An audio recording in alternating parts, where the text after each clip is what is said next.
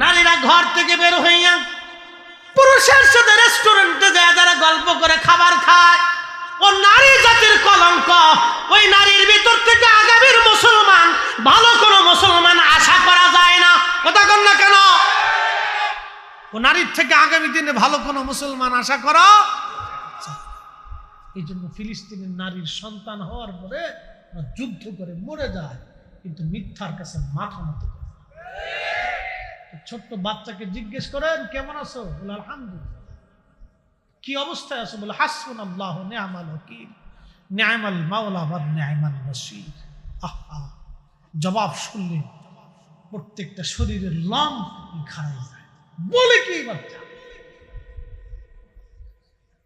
কত বেঈমান মিসমার করে দিয়েছে, বোমা মেরে মেরে প্রত্যেকটা বিল্ডিং এ 2-4টি করে বোমা মারছে। একটা আবাদী শহর আজকে অনাবাদী করে দেওয়া হয়েছে, মাইলের পর মাইল শুধু কালো আর কালো, পারদ আর পারদ, বারদ আর বারদ। ধ্বংসস্তূপের মধ্যে থেকেই তারা আল্লাহকে সেজদা দিচ্ছে। একটা বাচ্চাকে জিজ্ঞেস করা হলো, বলে ফ্যামিলির সবাই শহীদ হয়ে গেছে, শুধু আমি বেঁচে আছি। একটা বাবা মিষ্টি খাওয়াচ্ছে, মিষ্টি নাই তো চকলেট খাওয়াইছে সবাইকে। জিজ্ঞেস করা হলো, তুমি চকলেট খাওয়াচ্ছ কেন? বলে আমার ফ্যামিলি সব শহীদ হয়ে গেছে, আমার প্রত্যেকটা সন্তান শহীদ হয়ে গেছে, আমি খুশিতে মিষ্টি খাওয়াচ্ছি যে তারা জান্নাতে চলে গেছে, তারা জান্নাতে চলে গেছে, আমি খুশিতে মিষ্টি খাওয়াইতেছি। পৃথিবীর সর্বশ্রেষ্ঠ জুলুম আজকে ফিলিস্তিনে হচ্ছে। পৃথিবীর নিকৃষ্ট জুলুম আজ ফিলিস্তিনের ভূখণ্ডে হচ্ছে। আপনি কল্পনা করতে পারবেন, আমরা যখন আমাদের বাচ্চাদেরকে আদর করি তখন ফিলিস্তিনের মায়েরা তার সন্তানদের মুখে খাবার দিতে পারেন। পৃথিবীর বড় বড় বিবেকগুলি আজ নিঃসুপ, পৃথিবীর বড় বড় সেনাবাহিনীগুলি আজ নিঃসুপ, পৃথিবীর বড় বড় আমির উমরারা আজ নিঃসুপ। ওই জমিনে সাইয়েদনা ইব্রাহিম আলাইহিস সালাম যিনি ঘুমিয়েছেন, তিনি সেই খোদার খলিল, যিনি পৃথিবীর সবচেয়ে নিকৃষ্ট কুফফার বাদশা নমরুদের সামনে দৃঢ় চিত্তে দাঁড়িয়েছিলেন, মাথা নত করেন নাই, তাওহীদ রুবুবিয়তের দিকে তাকায়া আল্লাহর একত্ববাদের ঘোষণা তিনি দিয়েছিলেন। তিনি আমাদের মিল্লাতের বাবা ইব্রাহিম, সাইয়েদুনা ইব্রাহিম আলাইহিস সালাম ওই জমিনে ঘুমানো, ওই জমিনে ঘুমিয়ে আছেন। ওই ফিলিস্তিনিরা সাইয়েদুনা ইব্রাহিম আলাইহিস সালামের বংশধর তারা। হযরত ইব্রাহিম আলাইহিস সালামের দুইজন বিবি, একজন আম্মাজান সারা আর একজন হযরত আম্মাজান হাজরা। আম্মাজান হাজরার বংশধর বর্তমানে মক্কায়, আর আম্মাজান সারার বংশধর বর্তমান ফিলিস্তিন। আম্মাজান সারার সন্তান হযরত ইসহাক, হযরত ইসহাকের সন্তান হযরত ইয়াকুব আলাইহিস সালাম। ইয়াকুব আলাইহিস সালামের বংশধরদেরকে বনি ইসরাইল বলা হয়। বর্তমানে যারা ইসরাইল তারা কিন্তু অরিজিনাল বনি ইসরাইল না। আল্লাহ সাইয়েদনা ইব্রাহিম আলাইহিস সালামের বংশধর তারা বর্তমান ফিলিস্তিনিরা।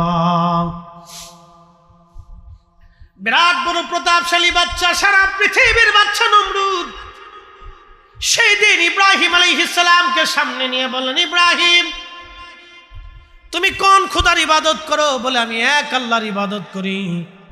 বলে ইব্রাহিম তোমার খোদার ক্ষমতা কি? বলে আমার খোদার ক্ষমতা মৃতকে জিন্দা করেন, জিন্দাকে মৃত বানান। তুখরিজুল হাইয়া মিনাল মাইয়িতি ওয়া তুখরিজুল মাইয়িতা মিনাল হাই। আমার মালিকের ক্ষমতা হচ্ছে, আমার মালিক আমার আল্লাহ জিন্দা থেকে মরা বের করেন, মরা থেকে আমার আল্লাহ জিন্দা বের করেন, আমার মালিকের সেই ক্ষমতা। নমরুদ ডাক দে বলে, ইব্রাহিম ওই ক্ষমতা তো আমারও আছে। জেলার জেলখানা থেকে একটা আসামি ধরে নিয়ে আসে, একবারে নিরাপরাধ, একবারে নিরাপরাধ, যার কোনো অপরাধ নাই কিন্তু জেলখানায় আছে। ধরে নিয়ে এসে নমরুদ তাকে হত্যা করে ফেললো। অপরাধী মৃত্যুদণ্ডপ্রাপ্ত আসামিকে জেলখানা থেকে খালাস করে দিয়ে নমরুদ বলল, দেখ ইব্রাহিম, তোর খোদার যে ক্ষমতা সেই ক্ষমতা তো আমারও আছে। আমি একেবারে নির্দোষকে খালাস করে দিলাম, হত্যা করে ফেললাম, আর আসামিকে আমি হত্যা করে খালাস করে দিলাম। দেখ তো আমি বাঁচাই দিলাম, যেটা বাঁচবে এটা মেরে ফেললাম, ওই ক্ষমতা তো আমারও আছে। আল্লাহর খলিল দেখলেন এটা তো বেহায়া, এই বলদের সাথে তর্ক করা বৃথা। ডাক দেয়া বলে, নমরুদ রে, আমার খোদার আর একটা ক্ষমতা আছে। বলে, কি ক্ষমতা বলো? আমার খোদা প্রত্যেক দিন পূর্বাকাশ থেকে সূর্য উঠাইয়া পশ্চিমে ডুবায় দেয়। তোর যদি ক্ষমতা থাকে নমরুদ, পশ্চিম থেকে সূর্য থেকে উঠাইয়া পূর্ব দিকে ডুবায় দে দেখি। নমরুদ ডাক দে বলল, না, এটা তো সম্ভব হবে না। নমরুদ জানে সূর্য পশ্চিম থেকে পূর্ব দিকে উঠানোর কোনো সুযোগ নমরুদের নাই। ওই দিন সারা পৃথিবীর বাচ্চা ছিল নমরুদ। পৃথিবীর মধ্যে 4 জনকে আল্লাহ তামাম পৃথিবীর বাদশাহী দিয়েছেন। কিয়ামত পর্যন্ত আর কাউকে পৃথিবীর বাদশাহী আল্লাহ দিবেন না। 1 নম্বর হযরতে সুলাইমান আলাইহিস সালাম সারা পৃথিবীর বাদশা ছিলেন। 2 নম্বর বাদশা জুলকারনাইন। আহা, আল্লাহু আকবার, তিনি সাইয়্যিদুনা ইব্রাহিম আলাইহিস সালামের কাছে কালেমা পড়েছিলেন। বাদশা জুলকারনাইনকে আল্লাহ তামাম পৃথিবীর বাদশাহী দিয়েছিলেন। তিনি হযরত ইব্রাহিম আলাইহিস সালামের কাছে কালেমা পড়েছিলেন।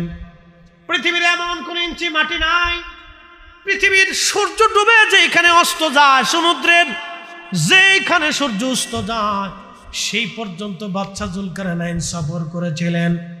যেখান থেকে সূর্য উদিত হয় সেইখান পর্যন্ত বাদশা জুলকারনাইন গিয়েছিলেন। একবার জোরে বলা যাবে কি আল্লাহু আকবার? তেলের গাড়ি তেলে চলি,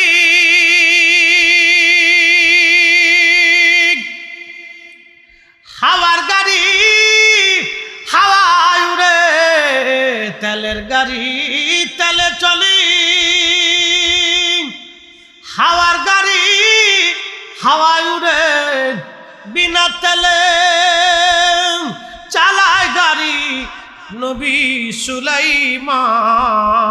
আমরা সেই মুসলমান, আমরা সেই মুসলমান। যেখান থেকে সূর্য উদিত হয় জুলকারনাইন সেই পর্যন্ত সফর করেছিলেন। এর সীমানা জাপান, এরপরে উত্তর কোরিয়ার কোনাকুনি দিয়ে রাশিয়ার একটা ভূখণ্ড, যেখানে এখন আর যাওয়া সম্ভব না।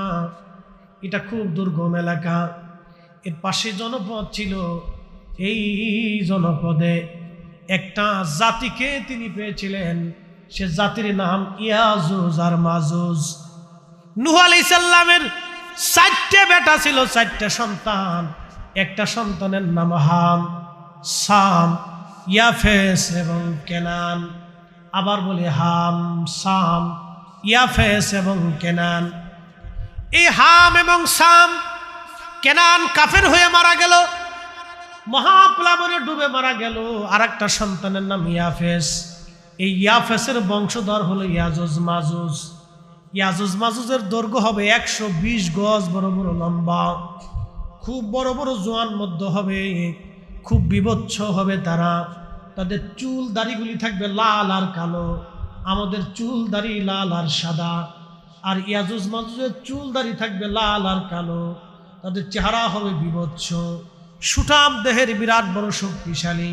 তারা পৃথিবীতে যখন আসবে, ঈসা আলাইহিস সালাতু ওয়াস সালাম যখন দুনিয়াতে আসবেন, পৃথিবীর কিয়ামতের আগে দুনিয়াতে আসবেন, ভূমধ্য সাগর, আরব সাগর থেকে শুরু করে পৃথিবীর বড় বড় সাগরের পানিগুলি তারা খেয়ে শেষ করে ফেলে দিবে।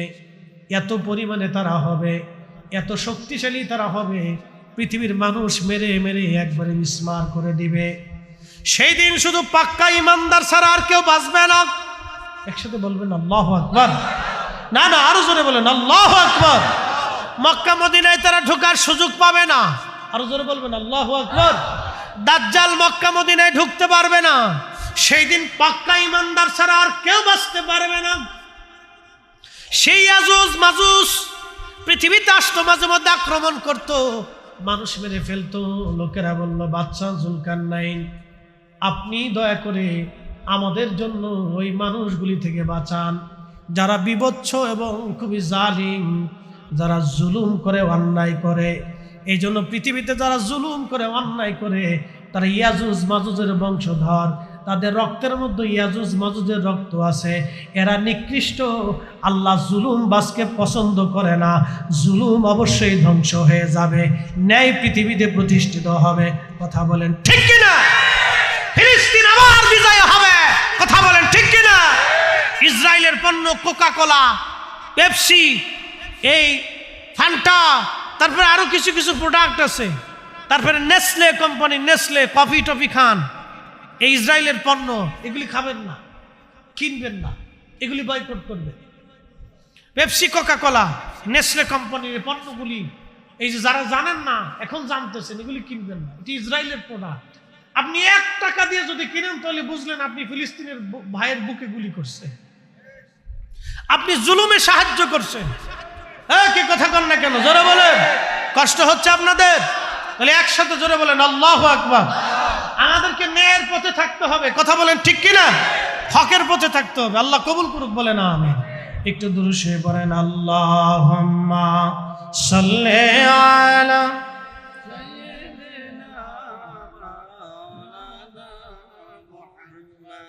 আর একটু বাড়ায় মাওলানা। বন্ধু আমার, বাদশা জুলকারনাইন বললেন, ঠিক আছে আমি প্রাচীর নির্মাণ করে দিব। সেই দিন তিনি যে পাহাড়ের, 2 পাহাড়ের মাঝখান দিয়ে বিরাট এক গিরিপথ ছিল, ওই গিরিপথ দিয়ে তারা আসতো। ওই পাহাড় বন্ধ করার জন্য ইয়াজুজ মাজুজের গিরিপথ, বাদশা জুলকারনাইন তিনি লোহা গরম করলেন এবং সীসা গরম করলেন। লোহা এবং সীসা এবং তামা গরম করে এটাকে নরম করে বিরাট বড় গর্ত খনন করে বিরাট বড় পাহাড় উঁচু সমান এই লোহা এবং তামা দিয়ে, সীসা দিয়ে এমন শক্তিশালী একটা প্রাচীর ওই সময় নির্মাণ করে দিলেন। আর বলে দিলেন ইনশাআল্লাহ তারা বের হতে পারবে না। কিন্তু ইয়াজুজ মাজুজ প্রত্যেক দিন ওই প্রাচীরটা ভাঙ্গার জন্য চেষ্টা করে। তারা মানব জাতির একটা অংশ, কিন্তু খুবই শক্তিশালী। ওই প্রাচীরটা ভেঙে ফেলে দেওয়ার জন্য চেষ্টা করে।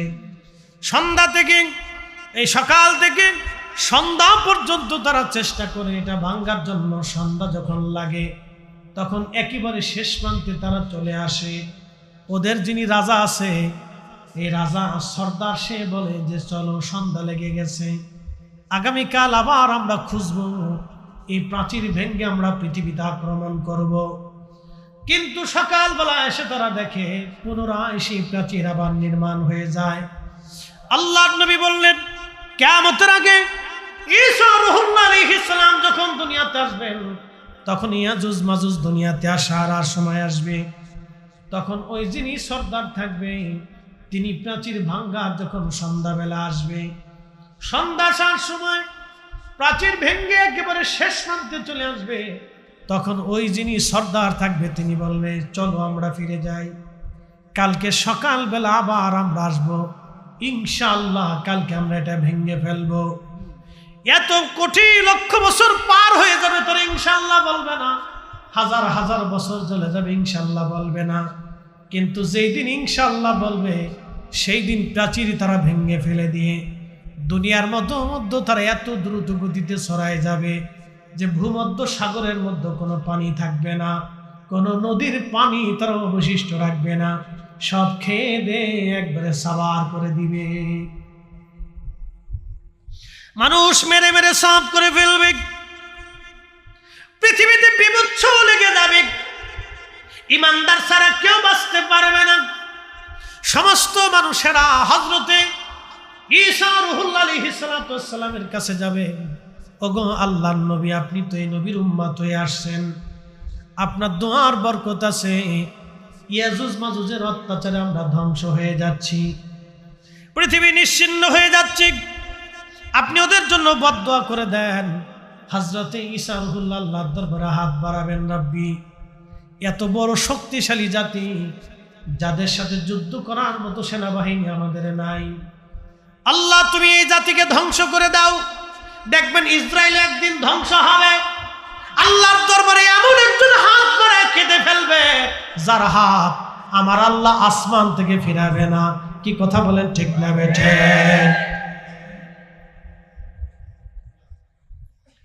মনোযোগ দেন, তখন আল্লাহর দরবারে হাত দোয়া কবুল হয়ে যাবে।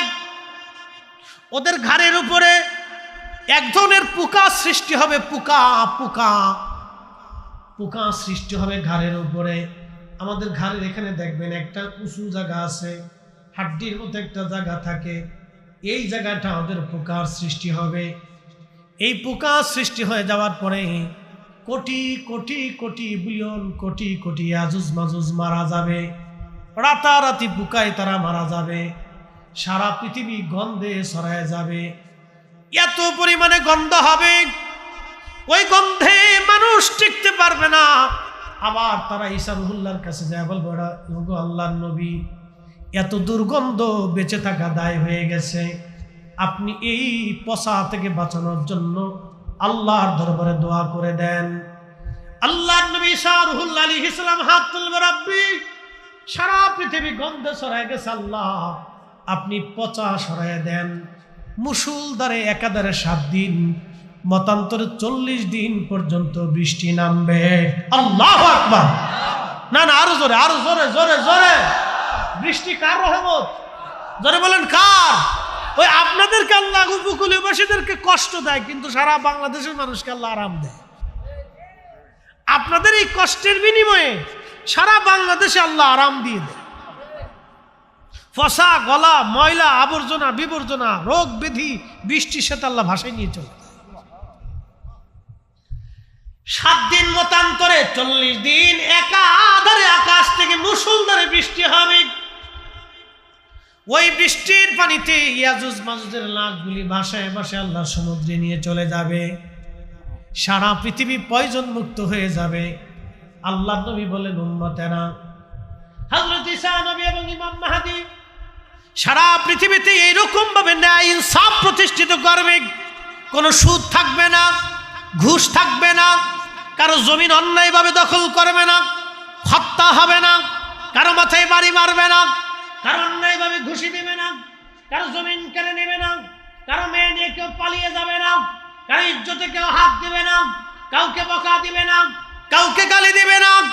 এই অন্যায় জুলুম পৃথিবী থেকে নিশ্চিহ্ন হয়ে যাবে, মিসমার হয়ে যাবে সেই দিন। এমনকি কোনো পশুর সাথে সেই দিন জুলুম করবে না।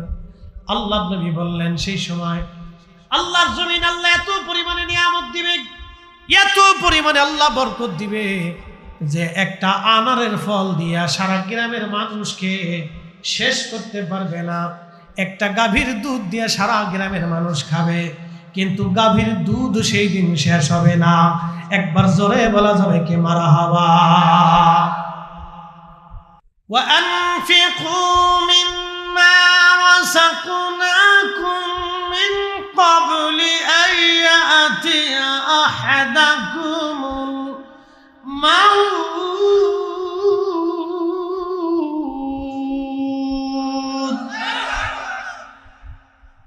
ও বান্দা, তোমার আমি রিজিক দিছি, অর্থ দিছি, খাবার দিছি। এই আম গাছ, একই মাটির ভিতরে আমরুপালি, আমভোগ, ল্যাংড়া, কানা, বুবা, এক একটার এক এক নাম আর কি, আমি অত জানি না। এক এক আমের এক এক নাম, এক এক আমের এক এক স্বাদ, মাটি একটা। একসাথে বলবেন আল্লাহু আকবার। এই কারিগরকে বুঝে যাবেন। সাতক্ষীরাবাসী, শ্যামনগরবাসী, আমিও আনফিকুর ব্যাখ্যা করতে যাচ্ছি, মনোযোগ দেন। এই মাটি কিন্তু একটা আম গাছ, হরেক রকম, হরেক রকমের স্বাদ। জিহ্বা বাবা কয়টা?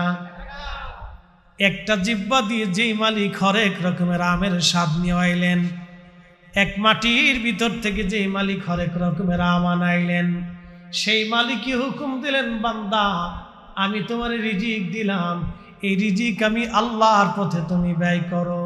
তোমার মরণ আসার আগে, মরণ আসার আগে, মরণ আসার আগে।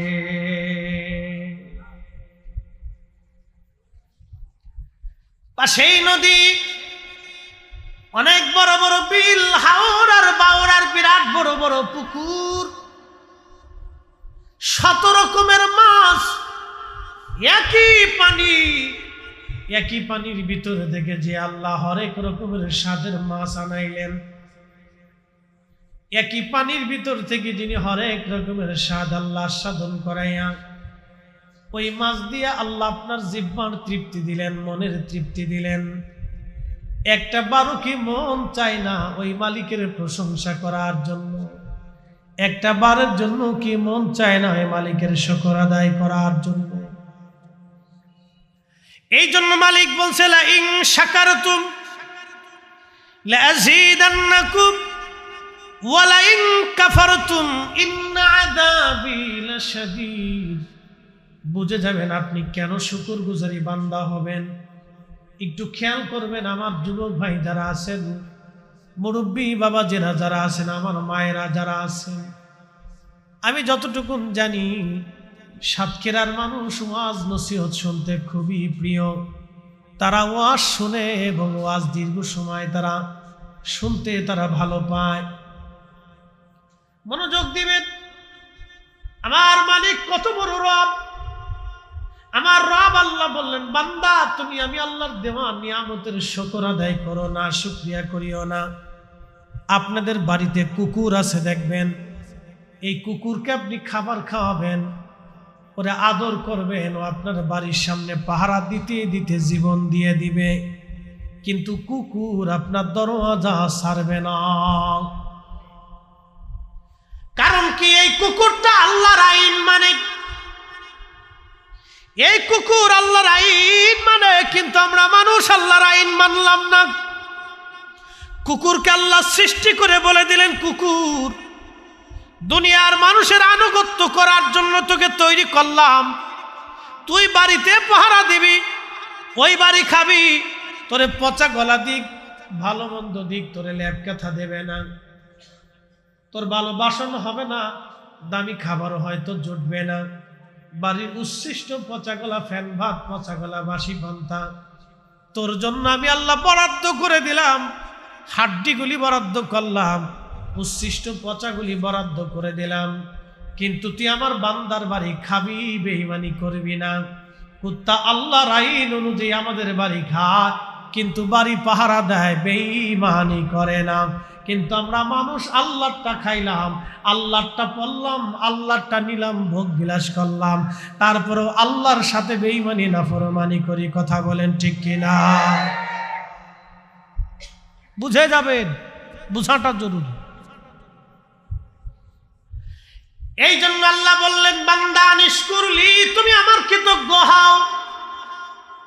আনিশকুরলি, তুমি আমার আল্লাহর কৃতজ্ঞ হও, আমি আল্লাহর প্রতি কৃতজ্ঞ হও।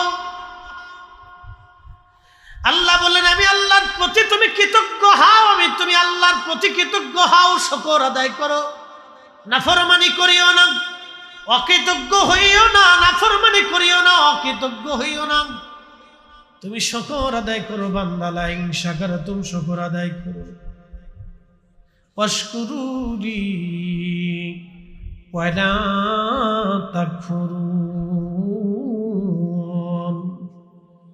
বান্দা তুমি আমি শুকর আদায় করো, নাফরমানি তুমি করিও না, না শুকরিয়া তুমি করিও না, অকৃতজ্ঞ হইও না। প্রিয় সাতক্ষীরার মুসলমান, খুবই মনোযোগ দিয়ে শুনে যাবেন যে আল্লাহ বন জঙ্গলে পশু পাখি দিয়া, গাভীর দুধ আর উট ছাগল দুম্বা ভেড়া দিয়া, সন্তান আর স্ত্রী দিয়া, বাবার মা দিয়া, দুনিয়াদারি দিয়া, সুন্দর করে সমাজকর্ম, এই সবুজ শ্যামল পৃথিবী, আকাশ, চন্দ্র, সূর্য এবং বাতাস দিয়া যে আল্লাহ আমাদের কলিজাকে ঠান্ডা বানাইলেন। যদিও আপনারা সমুদ্রের পারের মানুষ, উপকূলীয় এলাকার মানুষ, আপনাদের কষ্ট হয়। এই যে দেখেন আল্লাহ একটা ঝড় তুফান আল্লাহ দিলেন সারা বাংলাদেশে। এই ঝড় তুফান শুধু যায় না, এর সাথে বৃষ্টিও আল্লাহ দিলেন। কোটি কোটি হেক্টর জমিতে আল্লাহ পানি দিয়ে ভরে দিলেন, সবুজ শ্যামল করে দিলেন। মেশিনের পানির ফসল বৃষ্টির পানির ফসল এক না। বৃষ্টির পানির ভিতরে আল্লাহ প্রোটিন দিয়ে রাখেন, বৃষ্টির পানির ভিতরে বরকত লুকায়িত থাকে। ওই বৃষ্টির পানি যখন জমিনের মধ্যে পড়ে, জমিন সজীব হয়ে যায়, জমিনে ফসল বেড়ে যায়, গাছ তরুলতা সজীব হয়ে ওঠে। দেখেন, যদিও আপনাদের কষ্ট হয়েছে, কিন্তু কোটি কোটি মানুষের উপকার হয়েছে, কোটি কোটি মাখলুকের উপকার হয়েছে, কোটি কোটি ফসল হেক্টর জমির ফসলের উপকার হয়েছে। যদিও আপনাদের অনেকের ক্ষতি হয়েছে, কিন্তু কোটি কোটি মানুষের উপকার হলো। এত প্রচন্ড গরম যিনি ঠান্ডা বানাই দিলেন, একসাথে বলেন সেই ক্ষমতার মালিককে। না না, হাত উঁচু করে বলেন কে? ঘূর্ণিঝড় কি আবহাওয়া অধিদপ্তরের অধীনে? আল্লাহর অধীনে। জোরে বলেন, কার অধীনে? এই ঘূর্ণিঝড় আইন মানে কার? সূর্য আইন মানে কার? এই সমুদ্র আইন মানে কার? সুন্দরবনের গাছ কি আপনারা লাগাইছেন? তো লাগাইলো কে? এই হাজার হাজার বছর ধরে সুন্দরবনের গাছ আল্লাহ লাগাইয়ান, সমুদ্রের পরে বিরাট বড় সুন্দরবন দিয়ান আল্লাহ আপনাদেরকে প্রকাশ্য একবারে ওপেন ঝড় আর তুফান থেকে বাঁচাইয়া আল্লাহ আপনাদেরকে নিরাপত্তা দিলেন। তাহলে বলেন, দিন শেষে আইন মানব কার? নানা চিৎকার মেরে বলেন, আইন মানব কার? সেজদা হবে কার? জিকির হবে কার? আল্লাহর কোরআন বলতেছে, কুল, হুজুর আপনি বলে দেন, ইন্না সলাতি ওয়া নুসুকি ওয়া মাহইয়ায়া ওয়া মামাতি লিল্লাহি রাব্বিল আলামিন। কুল, হুজুর আপনি বলে দেন, ইন্না সলাতি, সালাত আমি আল্লাহর জন্যে, সালাত আমি আল্লাহর জন্যে, নামাজ আমি আল্লাহর জন্যে। নামাজের ভিতরে মানুষ শিরিক করে। বলে, হুজুর কি বললেন? হ্যাঁ বলতেছি, ব্যাখ্যা দিচ্ছি। নামাজের ভিতরে মানুষের শিরিক হয়। বলে, হুজুর সালাতের মধ্যে কি করে শিরিক হয়? আমি নামাজে দাঁড়াইছি, আমার অনেক মুসল্লি প্রত্যেক জুমাতে, অনেক আলেম ওলামাও থাকে, অনেক চোর ডাকাতও থাকে, লুচ্চে বদমাশও থাকে, সুদখোর ঘুষখোরও থাকে, ভালো মন্দও থাকে, আবেদ জাহিদও থাকে, বুজুর্গও থাকে, দুষ্টও থাকে, আবার তলবে এলুমও থাকে, একশের মুরব্বীও থাকে, যুবকও থাকে। চিন্তা করলাম, আমি নামাজে দাঁড়াইলাম, খতিব আমি যদি সুন্দর মতো লম্বা লম্বা সেজদা না দেই, মুসল্লি কি বলবে? মুসল্লির ভয়ের চিন্তা যখন অন্তরের মধ্যে আসবে, আল্লাহর ভয় অন্তর থেকে কেটে মুসল্লির ভয় চলে আসলো, তখনই নামাজের মধ্যে শিরিক ঢুকে গেল। তখনই আল্লাহকে ভয় বাদ দিয়ে আপনি জনগণকে ভয় পাইলেন, মুসল্লিরে ভয় পাইলেন, তখনই নামাজের মধ্যে শিরিক ঢুকে গেল। গ্রামে নামাজ পড়তে গেছে, বিআই বাড়িতে গেছে, বিআই চিন্তা করলো, বিআই আসেন মসজিদ, বড় সুন্দর নামাজে আসেন। বিআই চিন্তা করলো, নামাজে যদি না যায় তাহলে বিয়ের মন খারাপ হবে, আত্মীয়তার সম্পর্ক নষ্ট হবে, আত্মীয়রা মন্দ বলবে।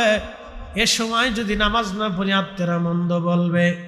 ঠিক তখনই আত্মীয়তার ভয় যখন অন্তরে আসলো, আল্লাহর ভয় বাদ দিয়া তখনই নামাজের মধ্যে শিরিক ঢুকে গেল।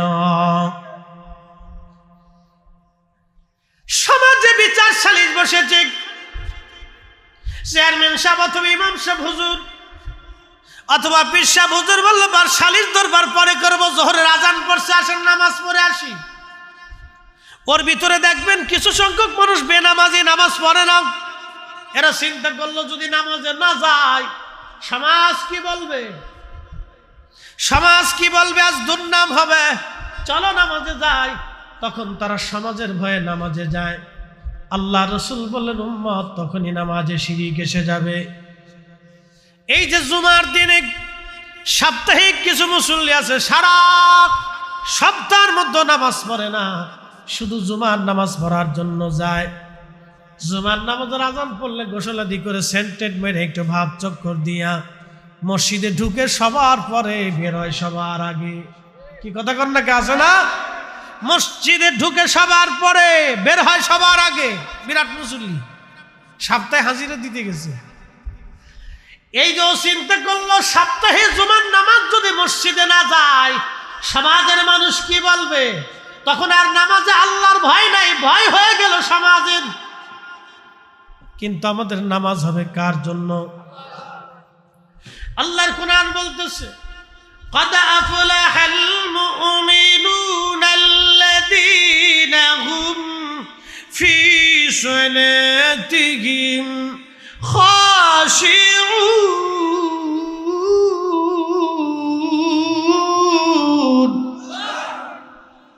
কোরআন শরীফ ভালো লাগে? একসাথে আবার ধরে বলো আল্লাহু আকবার। আল্লাহর কোরআন বলতেছে হুজুর সফল কাম সে, কামিয়াবি হাসিল করলো সে, জিন্দেগি কামিয়াব তার যে নামাজের মধ্যে খুশু অবলম্বন করে একাগ্র চিত্তে শুধু আপনি আল্লাহর ভয়ে, আমি আল্লাহর ভয়ে, রসূল আপনি বলে দেন আমি আল্লাহর ভয়ে, আমি আল্লাহর জন্যে, আমি আল্লাহকে খুশি করার জন্যে যে সলাতে দাঁড়ায় যায়, যে সেজদাতে চলে যায়, যে রুকুতে চলে যায়, এ নামাজি কামিয়াবি, সেই প্রকৃত মুমিন, সেই সফল কাম হবে। নতুবা সফল কামের আর কোনো সুযোগ নাই। এজন্য সালাত আল্লাহর জন্য হবে, নামাজ আল্লাহর জন্য হবে। সমাজের ডরে নামাজ হবে না, নামাজ হবে আল্লাহর ভয়ে। আল্লাহর জন্য নামাজে দাঁড়াবেন। কালকে জুমার দিন আসতেছে, এই জুমার দিনের ফজিলত আল্লাহ রসুল উম্মতকে বলেন, উম্মতেরা জুমার দিন আযান পড়ার সঙ্গে সঙ্গে ইয়া আইয়ুহাল্লাযীনা আমানু ইযা নুদিয়া লিস-সালাতি মিন ইয়াউমিল জুমআতি ফাসআউ ইলা যিকরিল্লাহি ওয়া যারুল বাই'। হে ঈমানদার, জুমার নামাজের আযান যখন পড়ে যায় তুমি বেচা বিক্রি বন্ধ করো, ব্যবসা বন্ধ করো, চাকরি বন্ধ করো, ক্ষেত খামার বন্ধ করো, সংসার বন্ধ করো, গরু ছাগল বন্ধ করে দাও, বেচা বিক্রি বন্ধ করো, সমাজ সমাজ বন্ধ করো, তোমার জীবনের সব চাহিদা বন্ধ করো। এখন নামাজের জন্য রেডি হও, নামাজের জন্য তৈরি হও। আল্লাহ স্মরণে মসজিদের দিকে তুমি ধাবিত। যালিকুম খায়রুল লাকুম ইন কুনতুম তা'লামুন। যদি তুমি বুঝো এটার ভিতরে বিরাট কল্যাণ নিহিত আছে। আল্লাহর নবী বললেন, জুমার দিনে যে মুসল্লি গোসল আদি করিয়া সুন্দর পোশাক পরিয়া, চমৎকার পোশাক পরিয়া পায়ে হেঁটে হেঁটে হেঁটে হেঁটে মসজিদে চলে যায় আদবের সাথে, মসজিদের প্রথম কাতারে ইমামের কাছাকাছি বসে আদবের সাথে খুতবা শুনে ধীর স্থিরতার সাথে নামাজ আদায় করে খুব আদবের সাথে বের হইয়া আবার হেঁটে হেঁটে হেঁটে হেঁটে বাড়ি চলে আসে। সুনান তিরমিজিতে বিশুদ্ধ সনদে আল্লাহর নবী বললেন, উম্মতেরা শুনে নাও, প্রত্যেক কদমে কদমে আমার আল্লাহ 1 বছরের নফল রোজা এবং নফল নামাজ 1 বছর একটানা করলে যে নেকি হয়, প্রত্যেক কদমে কদমে আল্লাহ ওই জুমার মুসল্লির কদমে কদমে আল্লাহ নেকি লিখে দেয়। না আরো জোরে বলেন আল্লাহু আকবার। তাহলে মসজিদে জুমার নামাজে যাবেন, ধীর স্থিরতার সাথে যাবেন। অনেকে মসজিদে যায় হইচই করে, হই হুল্লা করে, চিল্লা ফাল্লা করে, লাফালাফি করে, সালিশ দরবার করে, এই গল্প সেই গল্প, এই আলাপ সেই আলাপের মতো হয়ে যায়। না না না, আবার বলে দিয়ে যায় ধীর স্থিরতার সাথে পায়ে হেঁটে হেঁটে হেঁটে হেঁটে আদবের সাথে ইমামের কাছাকাছি বসে খুতবা শুনবে, ধীর স্থিরতার সাথে নামাজ আদায় করবে ভদ্রচিতভাবে। আবার পায়ে হেঁটে হেঁটে হেঁটে হেঁটে বাড়িতে চলে আসবে। আল্লাহর নবী বললেন প্রত্যেক কদমে কদমে 1 বছরের নফল রোজা এবং নফল নামাজ পড়লে যেই নেকি হয়, আল্লাহ বান্দার আমল নামা সেই নেকি লিখে দিবে। একবার জোরে বলা যাবে কি সুবহানাল্লাহ।